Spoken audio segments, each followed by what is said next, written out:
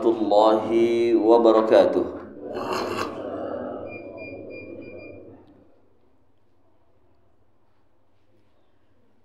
Innal hamdalillah nahmaduhu wa nasta'inuhu wa nastaghfiruh wa na'udzu billahi min shururi anfusina wa min sayyiati a'malina. من يهده الله فلا مضل له ومن يضلل فلا هادي له. أشهد أن لا إله إلا الله وحده لا شريك له وأشهد أن محمدا عبده ورسوله. يا أيها الذين آمنوا اتقوا الله حق تقاته ولا تموتن إلا وأنتم مسلمون. يا أيها الناس اتقوا ربكم الذي خلقكم من نفس واحدة وخلق منها زوجها وبث منهما رجالا كثيرا ونساء واتقوا الله الذي تساءلون به والأرحام إن الله كان عليكم رقيبا.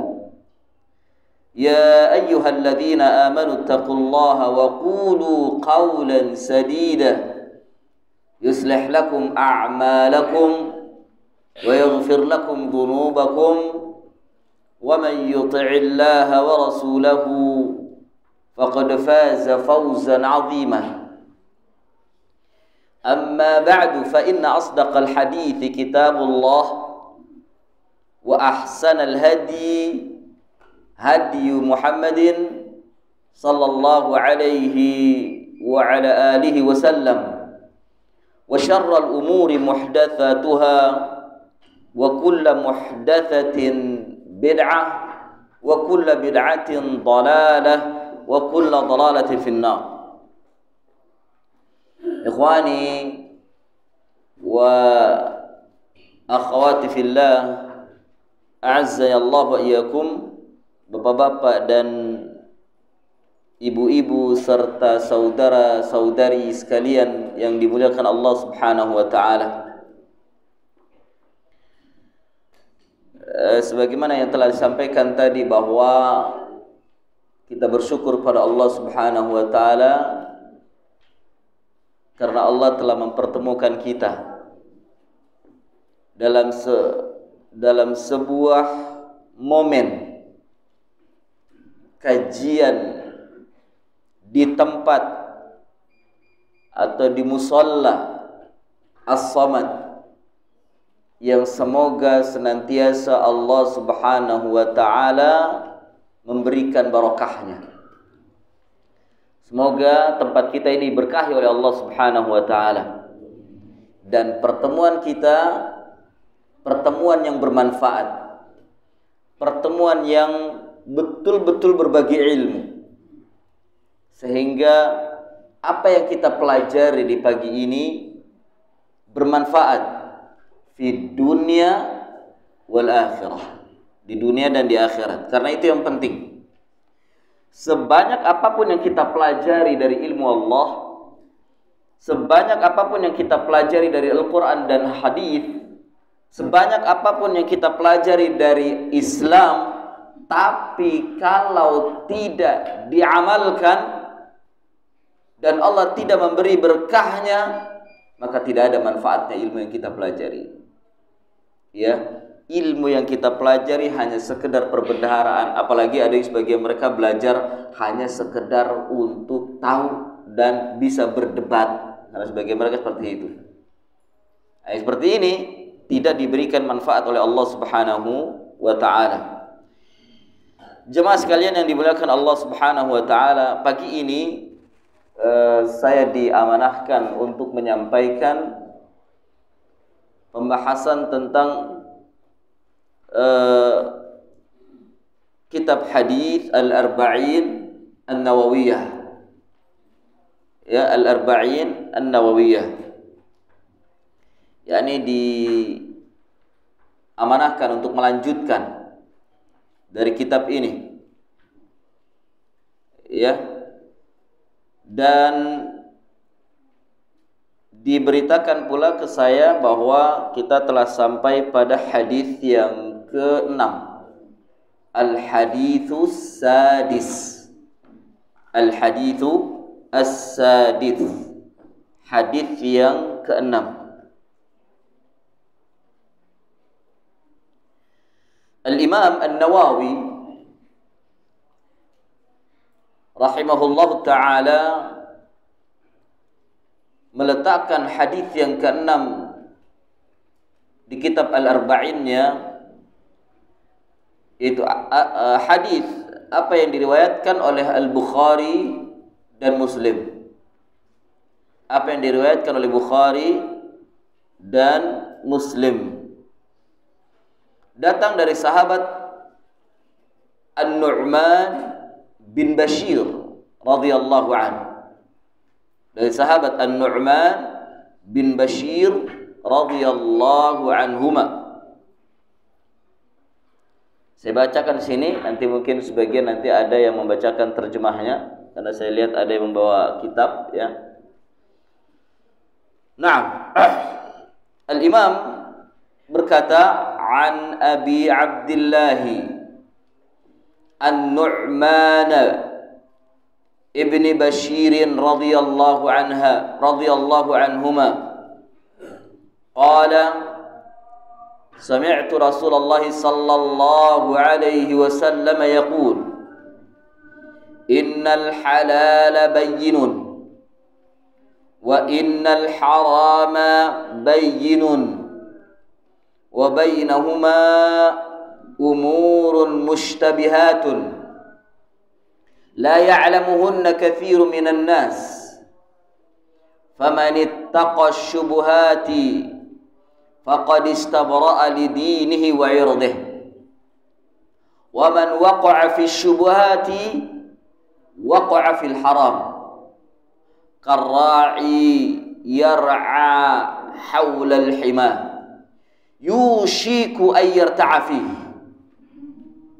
ala wa inna likulli malakin hima ala wa inna himallahi maharimuhu ala wa inna fil jasadi mudghatan wa inna fil jasadi mudghatan idza salahat salahal jasadu kulluh wa idza fasadat fasadal jasadu kulluh ala wahyal qalb rawahul Bukhari wa Muslim. Naam, ya antum baca.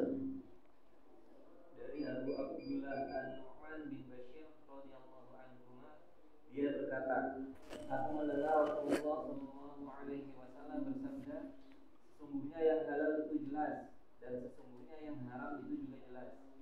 Dan di antara keduanya ada hal-hal yang samar yang tidak diketahui oleh orang banyak. Barang siapa menjauhi yang syubhat, berarti ia telah membersihkan agama dan kehormatannya. Dan barang siapa terjatuh dalam syubhat, maka dia terjatuh ke dalam yang haram. Seperti seorang penggembala yang menggembala di sekitar tanah larangan, dia bisa terperosok ke dalamnya. Ingatlah, sesungguhnya setiap raja memiliki tanah larangan. Dan ingatlah, sesungguhnya tanah larangan Allah adalah hal-hal yang diharamkannya.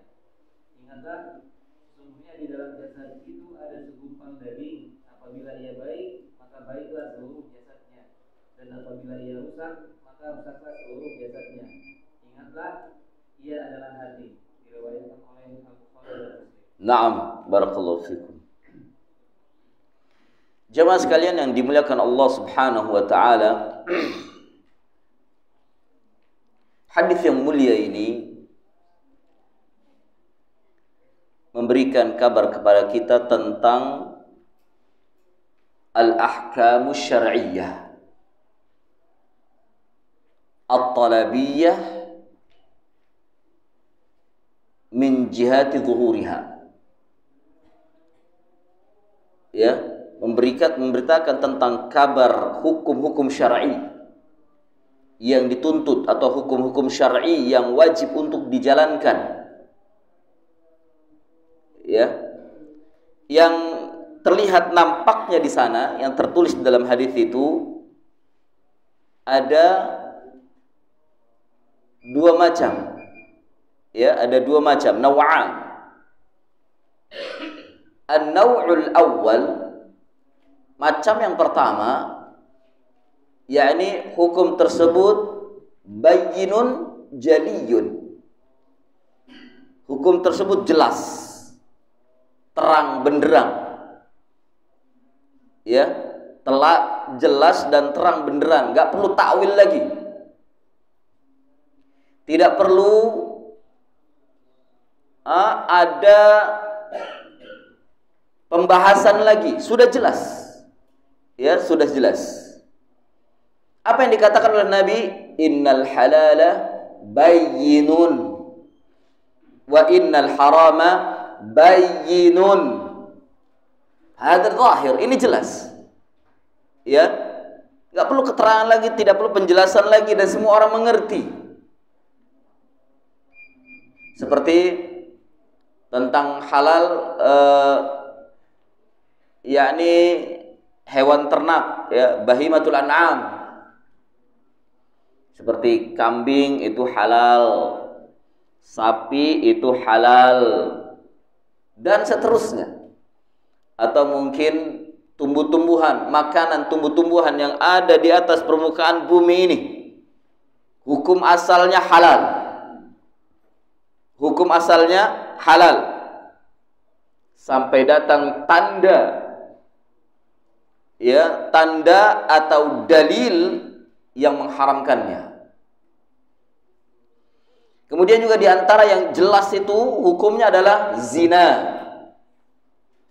Zina itu jelas haram.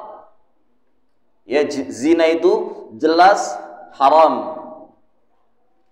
Tidak perlu takwil lagi, dan semua manusia tahu bahwasanya zina itu haram. Demikian juga riba. Jelas zahir. Masya Allah. Ini bahaya. Jatuh ini. Jelas zahir. Ya, riba itu haram. Maka barang siapa hari kini masih ada yang menghalalkan riba, maka dia kafir. Kenapa? Menghalalkan apa yang diharamkan oleh Allah Azza wa Jalla. Karena haramnya bayyin, jelas. Dan sepakat kaum muslimin bahwa riba itu haram. Ya. Nah, kemudian nau'un tsani, macam yang kedua hukum itu adalah mutasyabih. Macam yang kedua adalah mustabihun mutasyabih. Apa makna mutasyabih? Maknanya adalah ma lam yattadihu ma'nahu wa la tabayyanat dalalatuhu. Mutasyabih itu artinya adalah apa yang belum jelas maknanya, apa yang belum jelas maknanya, wala tabayyanat dalalatuhu, dan juga belum jelas dalil-dalilnya. Ya, belum jelas maknanya dan apa yang belum jelas dalil-dalilnya. Artinya disebutkan di sana sebagian manusia itu ada yang tidak mengetahui. La ya'lamuhunna katsirun minan nas. Tidak diketahui mutasyabihat itu sebagian banyak manusia, kebanyakan manusia. Artinya banyak manusia yang tidak tahu. Tapi karena banyak manusia yang tidak tahu, berarti di sana ada yang tahu. Meskipun mungkin tidak banyak, ada yang tahu. Maka diberikan tafsir oleh para ulama, yang tahu ini adalah al-alimu minal ulama. Ya, al-alimu minal ulama. Orang-orang yang alim dari kalangan ulama. Orang-orang yang mengerti tentang Al-Quran dan Sunnah. orang-orang yang mengerti tentang dalil, orang-orang yang mengerti tentang makna-makna syariat atau makna-makna syar'i dari istilah-istilah Islam, maka tidak tersembunyi, bukan mutasyabih bagi mereka itu. Ya, bukan mutasyabih bagi mereka.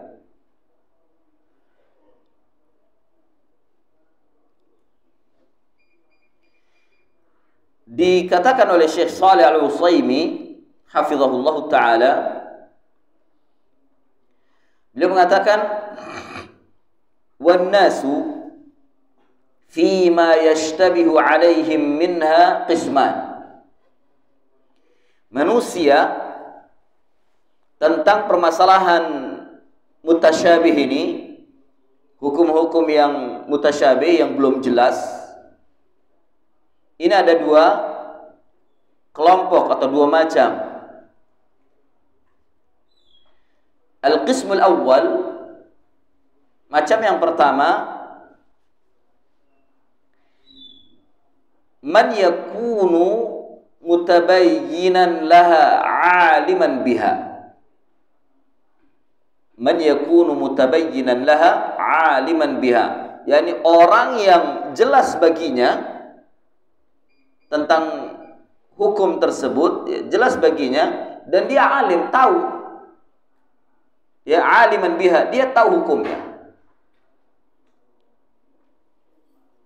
Dan memang ini diisyaratkan pada sabda Nabi tadi, la ya'lamuhunna katsirun minan nas. La ya'lamuhunna katsirun minan nas. Hukum mutasyabih itu banyak yang tidak tahu dari kalangan manusia. Maksudnya, mafhum mukhalafahnya berarti ada yang tahu di sana. Ya, ini macam yang pertama. Jadi di sini qism awal ini, macam orang yang pertama ini diambil dari mafhum mukhalafah dari kalimat la ya'lamuhunna katsirum minan nas. Apa mafhum mukhalafah? Pemahaman terbalik.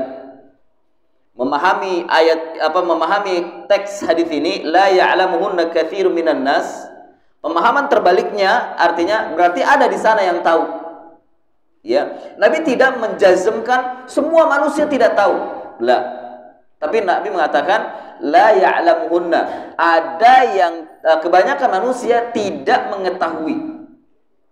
Berarti ada sebagian manusia yang mengetahui. Ini pertama.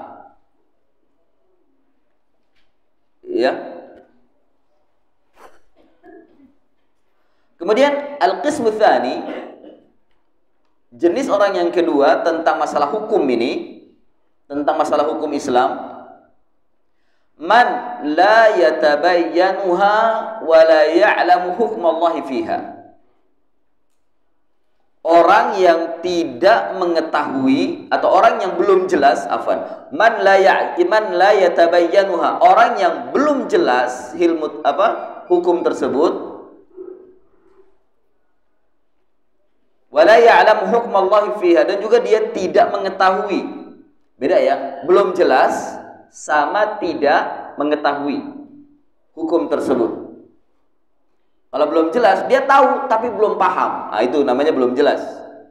Tapi la ya'lam, dia tidak tahu, benar-benar tidak tahu ada hukum tersebut. Gitu. Beda. Belum jelas dengan belum tahu itu berbeda. Belum jelas dengan belum tahu itu berbeda. Nah, jenis orang yang kedua ini mengambil dari teks secara lurus. Teks ini la ya'lamuhunna katsirum minan nas. Itu yang disebut dengan mafhum muwafaqah. Mafhum muwafaqah. Oh, sebentar. Saya menggunakan istilah-istilah ini, paham nggak? Paham ya? Masuk ya? Wah, terlalu tinggi kalau gitu nih. Astagfirullahaladzim. Wah, Pak Tumijo nih nggak ngomong ini. Aduh.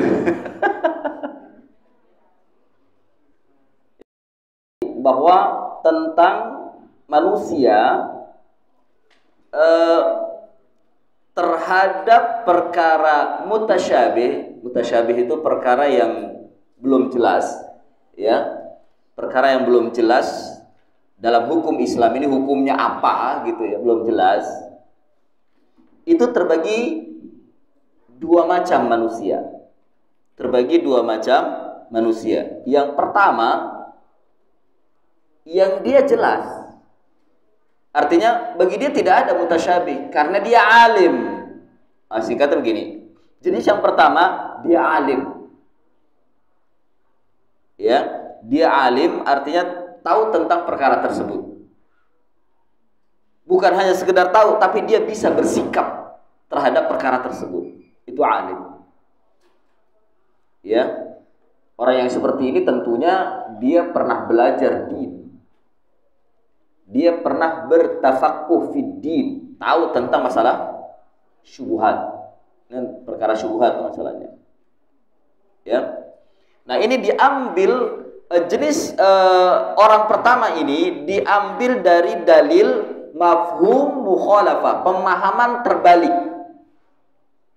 Pemahaman terbalik dari mana? Dari teks hadis la ya'lamuhunna katsirun minan nas. La ya'lamuhunna katsirun minan nas. Tidak mengetahui perkara tersebut kebanyakan manusia. Pemahaman terbaliknya adalah berarti ada dong di sana orang yang tahu, gitu maksudnya. Ya. Paham sampai sini? Baik. Berarti ada orang yang tahu dari kalimat ini, ada orang tahu, tapi mungkin bisa jadi tidak banyak. Ya, bisa jadi tidak banyak. Yang kedua, bisa jadi itu orang-orang yang dipilih oleh Allah Azza wa Jalla dari kalangan para ulama, orang-orang yang pernah bertafaqquh fid din. Maka bagi mereka perkara ini bukan mutasyabih, bukan perkara syubhat, gitu maksudnya. Ya. Nah, macam orang yang kedua tentang perkara hukum syubhat ini atau mutasyabih ini, man la yatabayyanuha. Yani dia belum jelas. Perkara syubhat ini dia belum jelas. Bukan dia tidak tahu, tapi belum jelas, gitu maksudnya. Tahu dia perkara ini, namun belum jelas baginya untuk menjelaskan atau untuk menerangkan, maka dia diam. Karena belum jelas perkaranya. Itu namanya itu termasuk dari orang yang jenis pertama. Atau yang kedua lagi, dia tidak tahu. Bukan tidak jelas lagi, memang dia tidak tahu kalau itu ada hukumnya, gitu. Dia tidak tahu. Ini jenis yang kedua. Ya, jenis yang kedua, jenis orang yang kedua di dalam memahami mutasyabih, di dalam memahami perkara-perkara yang samar tadi, yang tidak jelas tadi, ya. Pertama, dia belum jelas, dia tahu tapi belum jelas baginya, belum paham istilahnya, belum paham baginya. Yang kedua, dia tidak tahu memang. Betul-betul nol ilmunya tentang masalah itu, nggak tahu. Ya, nggak tahu. Maka bagi jenis yang kedua ini, dia tadinya yang belum jelas sama yang tidak tahu ini terbagi menjadi dua lagi. Terbagi menjadi dua lagi. Yang pertama, al-muttaqi li syubhat wa tariqul laha. Yang pertama adalah orang yang menjaga dirinya dari syubhat. Orang yang menjaga dirinya dari syubhat. Dan dia meninggalkan syubhat itu. Karena memang kaidahnya disebutkan oleh Nabi apa? Wa man ittaqa syubuhati faqad istabra'a li dinihi wa 'irdihi. Dan memang begitu ya, ini kaidah dari Nabi. Kalau kita menemukan perkara syubhat, jangan kita masuk ke dalamnya. Apalagi nggak jelas. Jangan masuk. Meskipun mungkin di kemudian hari kita tahu bahwa hukumnya itu jelas. Artinya hukumnya itu halal. Boleh. Tetap ketika masalah itu syubhat awalnya, jangan masuk. Mengapa? Karena kalau kita masuk ke dalam syubhat, kita tidak menjaga agama kita, itu pertama. Yang kedua, kita masuk ke dalam perkara yang haram. Meskipun di kemudian hari, baru tahu ternyata memang itu halal, tetap nggak boleh masuk. Nanti kalau udah jelas itu halal, baru silahkan masuk. Kalau belum, jangan masuk. Ya, yang terjadi sekarang kan kebalikannya. Justru ini kan belum jelas, udah nanti aja kalau ini, nanti baru kita cari hukumnya. Tidak boleh yang seperti itu. Kalau belum jelas, malah dia masuk dan baru cari-cari hukum. Yang celakanya, ketika dia tahu bahwasan hukum itu haram, dicari-cari penghalalan. Gak bener yang seperti itu. Ya, nah, ini yang pertama dari tentang masalah syubhat tadi, dia tidak tahu atau belum jelas. Yang pertama, dia meninggalkan, muttaqi li syubhat, dia meninggalkan, dan ini orang yang dipilih oleh Allah Azza wa Jalla. Yang kedua, wal akhar al-waqi'u fiha, dia terjatuh ke dalamnya. Ya, dia terjatuh ke dalamnya. Dan ini ternyata yang jatuh ke dalam syubhat itu lebih banyak daripada orang yang menjaga dirinya dari syubhat. Ini fakta. Ya, ini fakta. Ya. Apalagi dalam masalah riba, banyak mereka menghalalkan riba. Awalnya syubhat, nggak tahu, tetap aja dia masuk.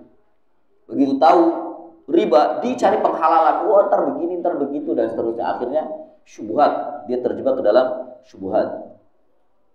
Ya. Dan orang yang masuk ke dalam syubhat, yang kemudian berikutnya dia tahu bahwa hukumnya itu haram, maka dia terjebak ke dalam 2 kali haram. Ya, terjebak ke dalam 2 kali hukum haram. Pertama, dia sudah masuk ke dalam perkara syubhat dan itu haram. Yang kedua, ketika dia mempelajari lagi ternyata memang hukumnya haram, maka dia terjebak kedua. Haram pertama dan haram kedua. Haram pertama adalah masuk ke dalam syubhat, haram kedua ya dia telah terjebak ke dalam yang haram yang jelas. Itu perkara syubhat.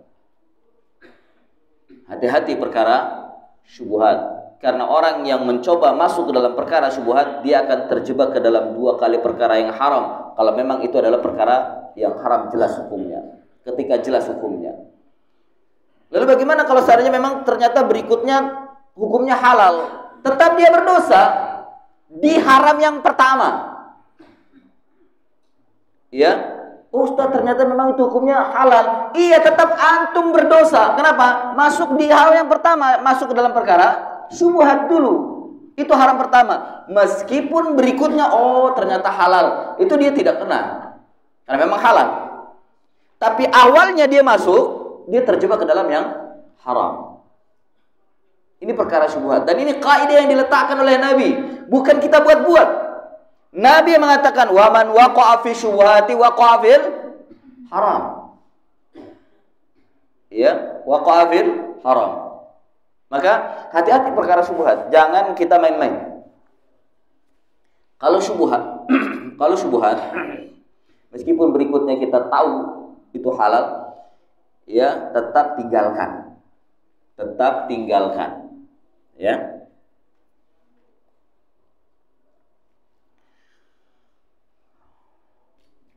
Saya belum bisa memberikan contoh, apa contohnya. Karena saking banyaknya, kita nggak bisa milih mana yang bisa diberikan contoh yang mudah gitu. Contohnya itu bank-bank yang mereka melabelkan dirinya bank syariah. Itu syubhat minimal. Ya. Yang di kemudian hari ternyata nggak ada bedanya dengan bank konvensional. Ya. Mungkin yang jadi soal adalah, ya Ustaz, gimana kita menggunakan fasilitasnya? Kita tidak terlibat ke dalamnya, tidak terlibat ke dalam pinjam uang dengan mereka, tidak. Tapi kita menggunakan fasilitasnya. Apa fasilitasnya? Seperti ATM, apalagi mungkin transfer. Ada fatwa di sana dari Syekh Abdul Aziz bin Baz. Kalau menggunakan fasilitas, karena memang kita tidak memiliki lagi sarana Selain itu, ya, karena sekarang udah nggak bisa lagi kirim pakai kartu pos, kirim telegram, udah nggak bisa lagi sekarang. Dulu kan pakai itu bisa ya, yang kita bayar di awal nih untuk ongkos kirim, pakai telegram, pakai kartu pos, pakai apa lagi dulu tuh, wesel, kan kita ya itu halal tuh, boleh. Nah sekarang nggak ada lagi, sistem itu udah nggak ada gitu. Sekarang misalnya kita pakai transfer dan lebih cepat lagi, lebih cepat pakai transfer. Yang sekarang lebih canggih lagi pakai kiris. Ya, ke kiris. Uang kertas itu udah nggak ada lagi di tangan. Mereka udah pakai HP, pakai kiris. HP hilang, uangnya hilang. Iya, seperti itu. Jadi makin canggih. Nah, beliau berfatwa kalau seandainya hanya menggunakan fasilitas dan di sana ada biaya yang statusnya kita itu nyewa istilahnya, menggunakan fasilitas dan bayar, maka halal boleh menggunakan fasilitas itu. Ya. Tapi kalau di sana ada ketentuan ribanya ya jangan. Ya, jangan. Kemudian juga yang kedua, sebagai sarana atau juga fasilitas untuk menyimpan uang. Karena sekarang juga sulit lagi kalau menyimpan uang di bawah bantal. Simpan di bawah bantal. Ya. Sama istri yang pandai cari uang mah ketemu itu. Atau anak-anak yang pandai cari uang itu ketemu itu, kita simpan di mana aja. Ya. Nah, itu ketemu. Kalau suami jarang. Cari-cari uang suami pokoknya naruh aja. Yang nemu entah anak atau istri itu kan, nemu. Apalagi kalau di celana ketinggalan uang kembalian gitu, kecuci gitu. Udah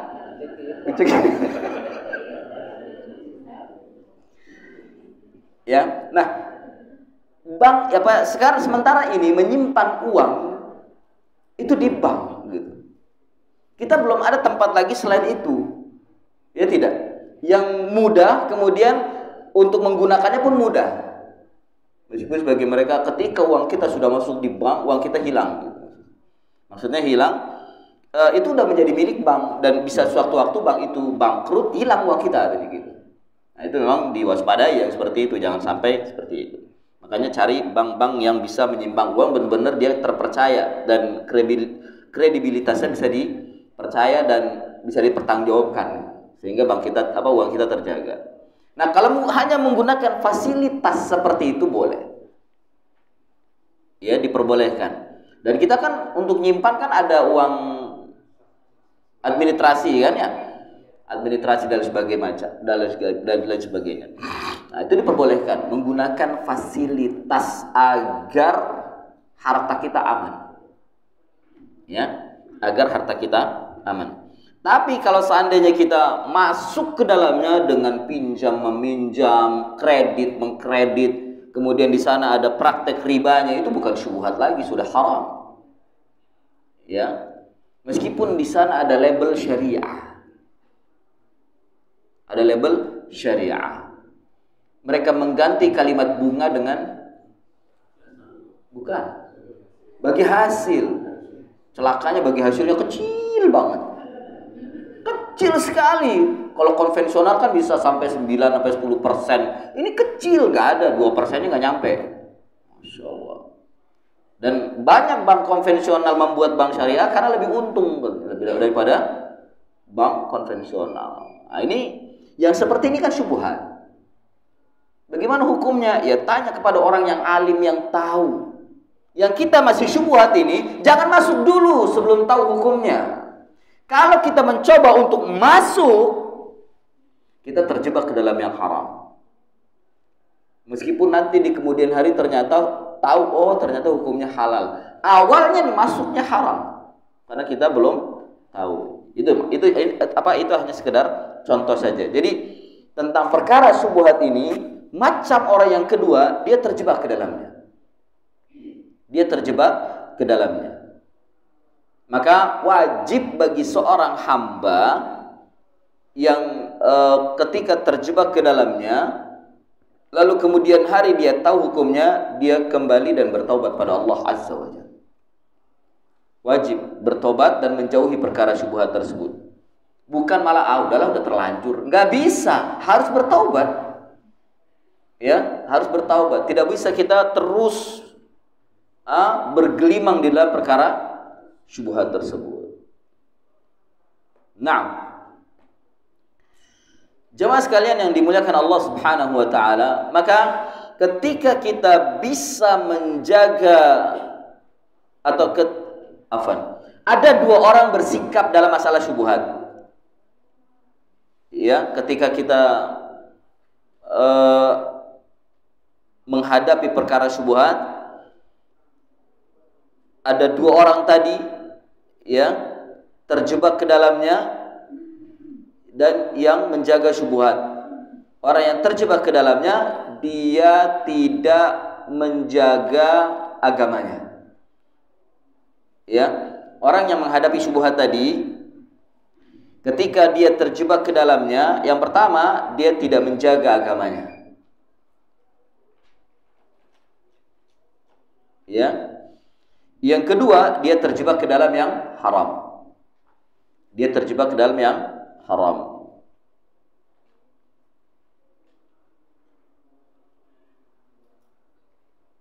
Jadi intinya ya ikhwah, tentang perkara syubhat ini, siapa saja yang terjebak ke dalam syubhat, maka dia terjebak ke dalam yang haram. Siapa saja yang menjaga dirinya dari syubhat, maka dia telah menjaga diri dan agamanya. Ya. Dan kaidah di dalam menghadapi syubhat harus meninggalkannya. Wa man waqa'a fi syubhati wa man ittaqa syubhati faqad istabra'a li dini wa ardi. Artinya saat kita datang menghadapi syubhat, lebih baik tinggalkan. Enggak ada tawar-menawar di sana. Tinggalkan perkara syubhat tersebut. Atau contohnya apa lagi yang lain? Banyak terjadi di ASN loh. Ada yang ASN di sini. Banyak loh terjebak. Ini uang apa ya? Ini uang apa gitu. Banyak yang kejelas kan? Ini uang apa? Ini uang apa? Nggak apa-apa lah, yang penting bos ngasih. Lah, ini perkara syubhat. Perkara syubhat sebaiknya tinggalkan. Jangan kita nggak apa-apa lah, yang penting bos. Jangan bilang nggak apa-apa. Antum terjebak ke dalam syubhat, antum terjebak ke dalam yang haram. Meskipun di kemudian hari itu halal, artinya kita tahu hukumnya itu halal. Tetap nggak boleh. Ya, mungkin yang jadi permasalahan, lalu bagaimana kita Ustaz? Kalau seandainya dibiarin uang ini nggak dipakai, sayang. Nah itu nih, hawa nafsu yang seperti itu. Sayang pakai uang syubhat. Kalau nggak dipakai, kalau nggak diambil, sayang uangnya. Berarti dia sayang uangnya. Apa sayang terhadap syubhat daripada sayang kepada agamanya. Karena orang yang meninggalkan syubhat, dia menjaga agama. Orang yang terjebak ke dalam syubhat, dia terjebak ke dalam yang haram. Tapi kebanyakan manusia, dia terjebak ke dalamnya dan tidak menjaga agamanya. Tapi kalau ditanya, apa manhajnya? Salafi. Salafi kok terjebak ke dalam syubhat? Ajib. Salafi terjebak ke dalam syubhat. Gimana hadis yang ke-6 dari arba'innya? Ngaku ahlu sunnah terjebak ke dalam syubhat, mana hadis arba'innya? Gak diamalkan yang seperti itu. Ya, diperhatikan. Ya, banyak yang mereka ngaku-ngaku ala manhaji sunnah, beramal dengan Al-Quran dan sunnah. Ketika dapat perkara syubhat, uang aja segepok, tapi itu syubhat. Uang segepok ini tewas dia. Teler langsung. Waduh, gimana? Garuk-garuk kepala. Hadis di depannya, wa man ittaqa syubhati faqad istabra'a li dinihi. Uang segepok di sini. Ambil enggak ya? Ajib. Gimana coba? Ini banyak yang seperti itu, banyak. Udah gitu nanya lagi. Ya udah dimakan, udah ditilep, baru nanya sama ustaz. Astagfirullahaladzim. La haula wala quwwata illa billah. Ya. Dan nanyanya bukan nanya untuk taubat, tapi nanya untuk membenarkan perbuatannya, mengetahui hukumnya. Oh, ternyata halal. Alhamdulillah. Padahal di awalnya dia sudah terjebak ke dalam yang haram. Oh ternyata halal. Alhamdulillah, saya sudah pakai uangnya Ustaz. Masya Allah. Baru nanya. Padahal di awal dia sudah terjebak ke dalam yang haram karena itu perkara syubhat. Meskipun dia belum tahu hukumnya. Ya, itu di dalam menghadapi syubhat itu jangan coba-coba masuk. Karena masuk saja meskipun kita nanti di kemudian hari kita tahu hukumnya, tetap kita terjebak ke dalam yang haram. Naam. Ikhwani fillah, a'azzani Allah wa iyyakum. Kemudian selanjutnya tentang ada sebentar. Mana tadi?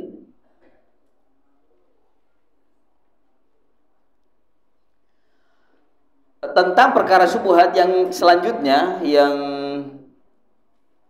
kaidah selanjutnya, orang-orang yang bermain-main dengan syubhat, karra'i yar'a haulal hima yushiku ayyar ta'afi. Orang yang bermain-main dengan syubhat itu seperti orang yang menggembala, apapun gembalanya, gembala ayam, gembala bebek, atau gembala kambing, gembala sapi, gembala binatang.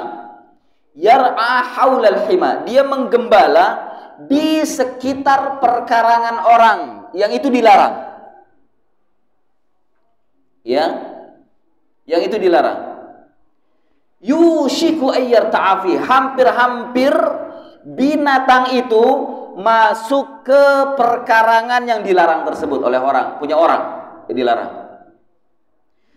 Di sini dapat pelajaran hukum bahwa bila seorang penggembala, masih ada penggembala di kampung di sini?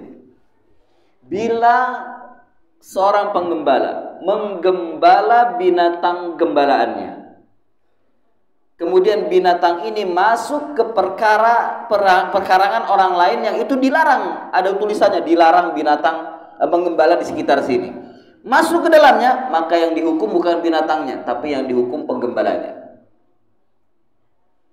Gak bisa kita beralasan, namanya juga binatang, lalu kan penggembalanya. Gak bisa, Pak.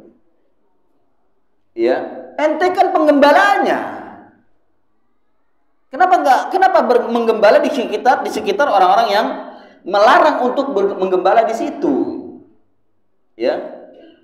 Nah, dari sini menunjukkan bahwa penggembala bisa mendapatkan hukuman jika binatangnya masuk ke perkarangan orang lain dan merusak.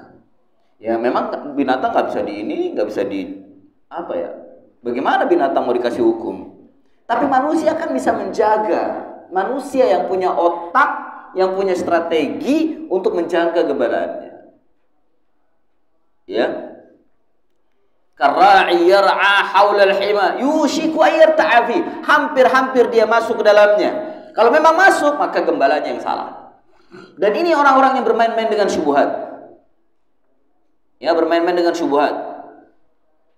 Ketika dia mengambil perkara syubhat tersebut, ya terjebak ke dalam yang haram. Yang dihukum siapa? Bukan syubhatnya, yang dihukum orang yang ambilnya itu. Ya, yang ngambilnya itu yang dihukum, bukan syubhatnya, bukan. Nah, ini yang dimaksud dengan syubhat. Kemudian tentang perkara syariat, ada wa inna likulli malakin hima. Ketahuilah sesungguhnya pada setiap malak atau malik, bukan malak, likulli malikin hima, setiap pemilik, termasuk diantaranya yang memiliki negara, ya penguasa umpama malik, atau mungkin yang memiliki pekarangan rumah. Hima, ada rambu-rambu, ada aturan, dan dia boleh menetapkan aturan di daerahnya, di sekitarnya, di rumahnya, atau di lingkungannya. Kalau skala kecil itu RT, skala besar RW, lebih besar lagi lurah, lebih besar lagi camat. Itu mereka masing-masing mereka memiliki hima, aturan. Ya, aturan. Maka setiap muslim wajib mentaatinya selama tidak bertentangan dengan syariat. Tidak boleh, wah ini aturan apa sih dibuat apa, nggak boleh seperti itu. Muslim sejati dia menjaga aturan itu demi keberlangsungan sistem dan mobilitas masyarakat. Kalau ada aturan di sana, ikuti aturannya. Ya, seperti diantaranya lampu merah. Banyak kita melanggar. Lampu masih merah, mentang-mentang jalanan sepi, sikat tepi. Begitu dilihat, jenggotan ngaji, langgar lalu lintas. Astagfirullahaladzim. Ini hadis yang ke-6 kemana? Loh, ini banyak kan?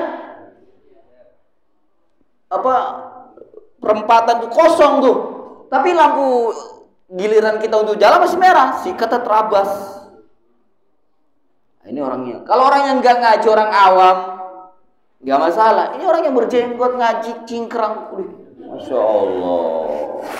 Saya pernah lihat seperti itu. Saya pernah lihat ini orang kok main terabas aja. Setelah hijau lari kan gitu. Kedahuluan dia sama saya lihat. Ini yang langgar tadi. Jenggotan, cingkrang. Astagfirullah, ini gak ngaji, jangan-jangan. Ini ngajinya apa ini loh? Atau mungkin baru masuk, baru dapat hidayah, mungkin. Tapi kalau biasanya sudah seperti itu, dia orang lama, itu pemain lama. Kok bisa ngelanggar? Ya, negeri kita ini ada aturan. Ya, termasuk diantaranya lampu merah. Aturan harus ditaati. Taati. Ya,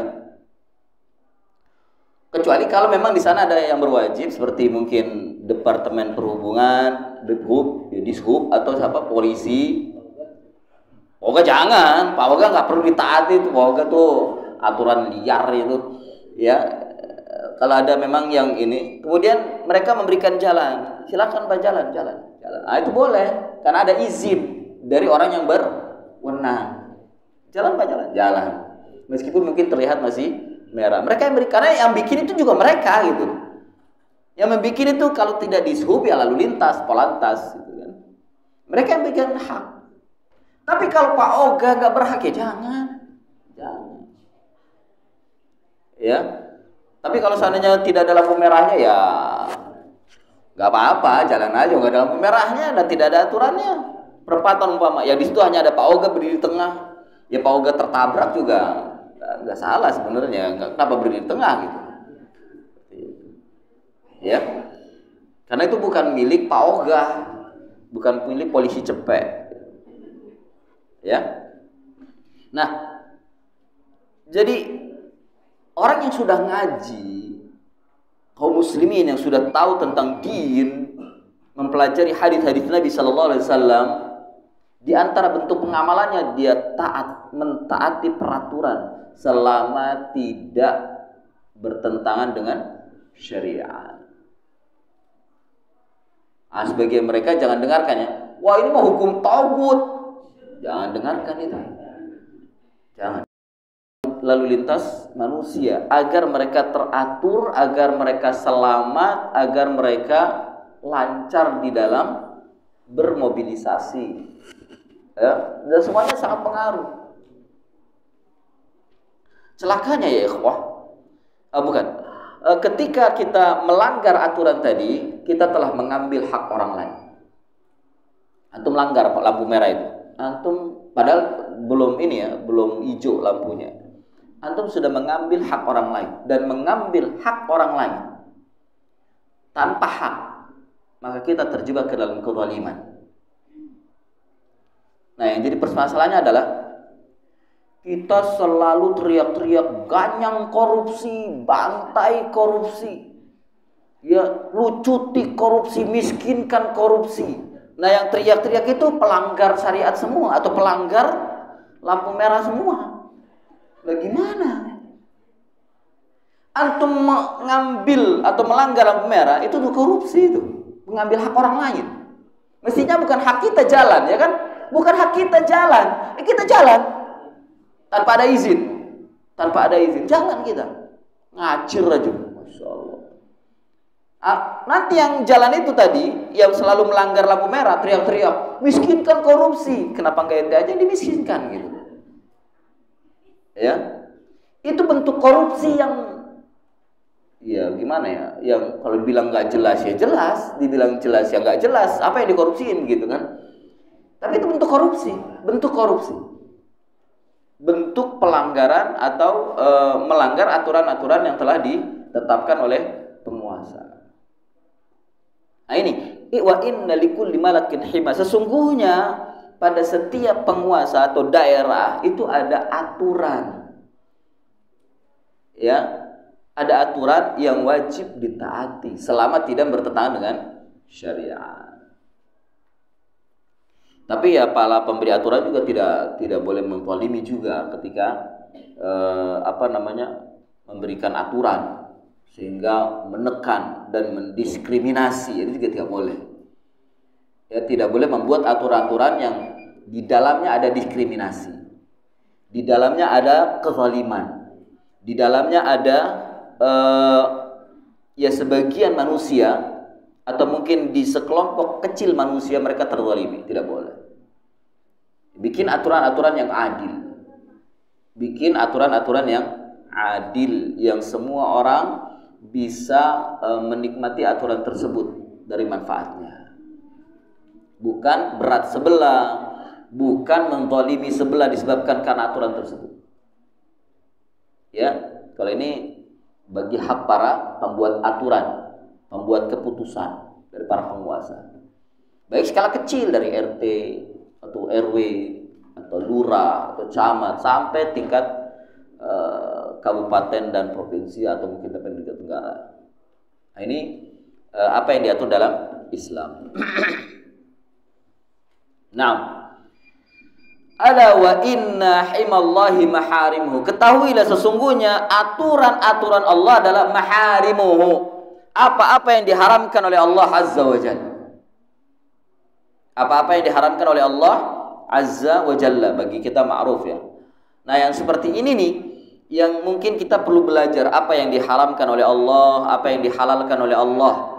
Ketika diharamkan oleh Allah, boleh nggak kita masuk, boleh nggak, apalagi perkara syubhat. Dan perkara syubhat termasuk perkara yang diharamkan oleh Allah Azza wa Jalla.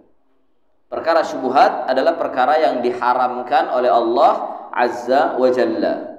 Meskipun di kemudian hari kita tahu ternyata itu halal. Intinya bukan halal atau tidaknya, tapi perkara syubhat itu harus kita tinggalkan. Hukum asal menghadapi syubhat adalah meninggalkan. Atau hukum asal perkara syubhat itu adalah haram. Sampai datang penjelasan apakah nanti itu hukumnya halal atau haram. Tapi hukum asal menghadapinya adalah meninggalkan, karena hukumnya haram. Kemudian yang terakhir, jemaah sekalian dimuliakan Allah Subhanahu wa taala, tentang perkara hati. Ada wa inna fil jasadi mudghatan idza salahat salahal jasadu kulluh wa idza fasadat fasadal jasadu kulluh. Ada wa hiya al-qalb. Jemaah sekalian yang dimuliakan Allah Subhanahu wa taala, al-haditsu fihi bayanun 'azimun atharul qalbi salahan wa fasadan. Kata Syekh Shalih Al-Utsaimin dalam syarah Al-Arba'innya, bukan Utsaimin ya, Utsaimin, ain sad ya mim ya, Utsaimin. Ini seorang ulama, masih hidup orangnya, musnid ya, dari Saudi, tinggal di Riyadh. Syekh Shalih Al-Utsaimin beliau mengatakan al-hadits fihi bayanun 'azimun atharul qalbi salahan wa fasadan. Di dalamnya hadis ini ada penjelasan yang azim tentang pengaruh hati terhadap badan. Salahan wa fasadan, sehat atau rusak. Ya, fa inna man salaha qalbuhu salahat jawarihuh. Siapa saja yang baik hatinya itu sehat, maka seluruh anggota badannya akan sehat, akan baik. Wa man fasada qalbuhu fasadat jawarihu. Maka siapa saja yang rusak hatinya, maka rusak anggota badannya. Sebenarnya ya ikhwan, dari sini kita tahu dengan menilai rusak dan baiknya seseorang, kita mengetahui hati. Karena apa yang nampak pada badan itu adalah cerminan hati. Ya, cerminan hati. Gak bisa kita mengatakan ada orang bertato, lidahnya dititik, anting gede di kuping. Jangan lihat penampilannya, lihat hatinya. Lah gimana penampilannya kayak gitu? Tidak bisa kita menilai seperti itu. Kecuali memang syarat zahir baru kita lihat. Ya. Orang yang hatinya baik, dia tidak merusak tubuhnya. Sayang merusak tubuhnya itu. Ustadz ini seni. Ya seni ya, ada yang jangan sampai melanggar. Itu melanggar syariat. Ya. Bahkan ada yang sampai merubah.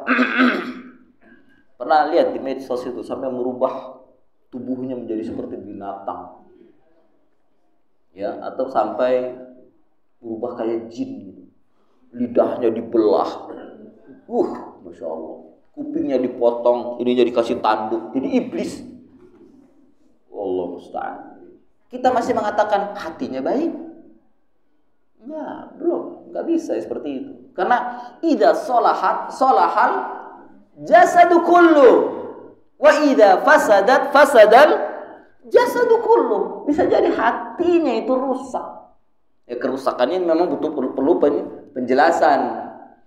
Kok bisa seperti itu? Hatinya rusak kenapa nih? Kok bisa pandangan atau badannya seperti itu? Rusak kenapa hatinya itu? Perlu dijelaskan, ada penjelasan. Tapi intinya rusak hatinya seperti itu. Rusak. Fasad. Karena Allah menciptakan manusia fi ahsani taqwim. Sebaik-baiknya ciptaan Allah Azza wa Jalla. Ketika tubuh kita dirusak, hatinya rusak. Hatinya rusak. Dan banyak definisi kalimat rusak, bukan hanya sekedar tubuhnya dirusak, tapi perbuatannya rusak, sikapnya rusak, akhlaknya rusak, lisannya rusak. Ini disebabkan karena hatinya rusak. Hatinya rusak. Idza salahat salahal jasadu kullu wa idza fasadal jasadu kullu. Dan Syekhul Islam Ibnu Taimiyah rahimahullah taala pun mengatakan, dinukil oleh beliau, al-qalbu malakul badan atau milkul badan. Al-qalbu malikul badan wal a'dha'u junuduhu. Fa idza taba al-maliku tabat junuduhu wa idza khabutha al-maliku khabuthat junuduhu. Intaha kalam. Kata Syekhul Islam, hati itu adalah raja dari badan. Malikul badan, rajanya badan. Ya. Wal a'dha'u junuduhu, anggota badan itu tentara-tentaranya. Tentara-tentaranya. Fa idza tabal maliku, apabila raja itu baik, tabat junuduhu, maka tentara-tentaranya pun akan baik. Ya. Wa idza khabutha al-maliku khabuthat junuduhu. Apabila raja itu buruk atau rusak, maka tentara-tentaranya pun rusak. Ya. Tapi kaidah yang kedua ini bisa kita bawa secara umum. Yang disebutkan oleh Syekh tadi, idza tabat maliku, jika rajanya itu baik, tentara-tentaranya akan baik. Wa idza khabuthat maliku, jika rajanya itu buruk, rusak, Khobutha junuduhu. Tentara-tentaranya pun akan rusak. Nyata nggak ini? Nyata nggak? Jujur aja, nyata nggak? Ya kita hanya bisa berdoa. Ya Allah berikan hidayah. Ya. Berikan hidayah kepada para penguasa kita.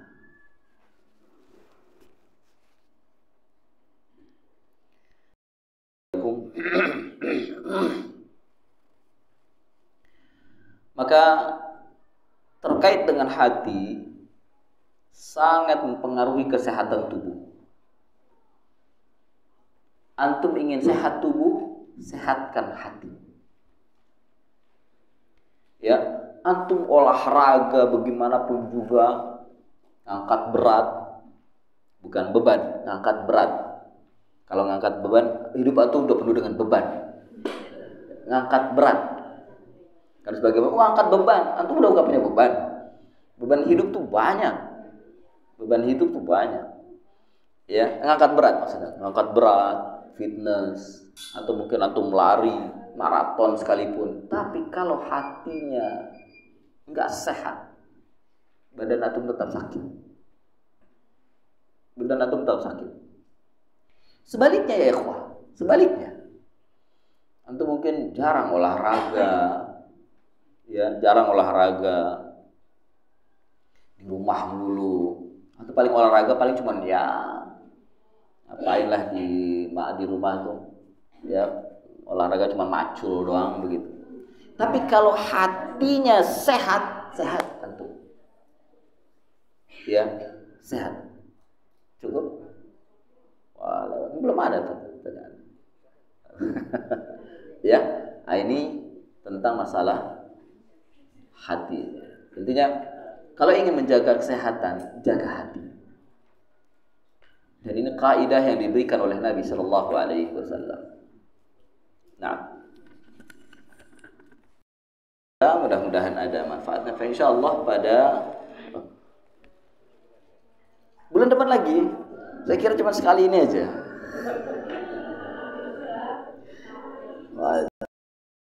Wa ala alihi wa sahbihi wa barik wa sallam. Subhanakallahumma bihamdik asyhadu an la ilaha illa anta astaghfiruka wa atubu ilaik. Wa akhiru da'wana anil hamdulillahi rabbil alamin. Wassalamu alaikum warahmatullahi wabarakatuh.